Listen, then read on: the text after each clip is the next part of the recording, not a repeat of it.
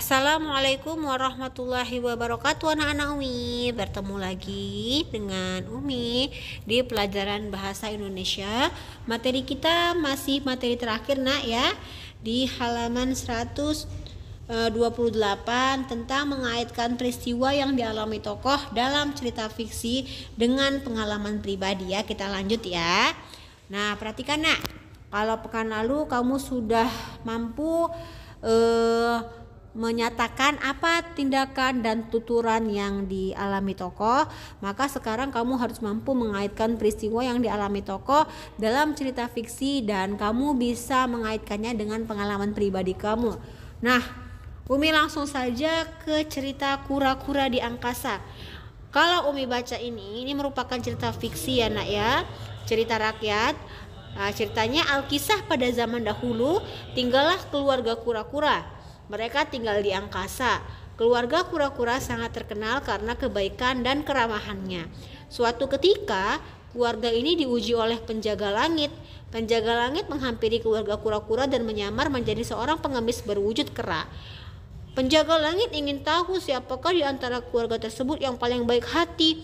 Sesampainya di rumah keluarga kura-kura, ia meminta makanan kepada keluarga tersebut. Akan tetapi, anak kura-kura menolak dengan halus karena kepada pengemis tersebut. Sang pengemis pun terkejut. Akhirnya, sang pengemis membuka penyamarannya. Keluarga kura-kura kaget dan malu. Akhirnya, keluarga kura-kura meminta maaf kepada sang penjaga langit. Nah, setelah membacakan cerita fiksi tentang kura-kura di angkasa, kita dapat mengetahui nak bahwa tokoh kura-kura dalam kehidupan nyata tidak ada yang tinggal di angkasa karena dia fiksi. Hal ini menunjukkan bahwa cerita itu merupakan cerita yang bersifat khayalan atau imajinasi atau fiksi. Tetapi nak, sifat pelaku serta peristiwa yang dialami dan tidak baik ya.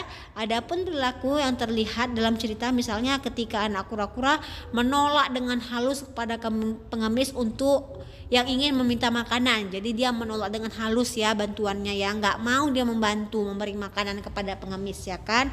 Itu dia sikap tidak baiknya.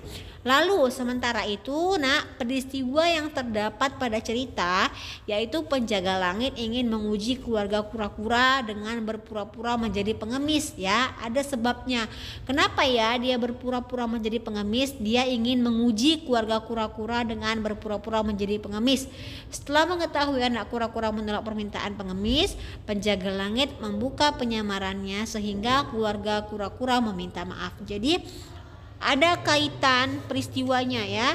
Apa yang dialami tokohnya kura-kura, ada pengemis. Nah, itulah nak kaitannya. Coba sekarang kamu buka buku kamu di halaman 129 ya. Perhatikan, kamu harus mampu mengaitkannya. Oke? Perhatikan ya nak, kaitkan peristiwa yang dialami tokoh dengan cerita fiksi dengan pengalaman pribadi kamu. Di situ ada cerita fiksi tentang berlibur ke Boska.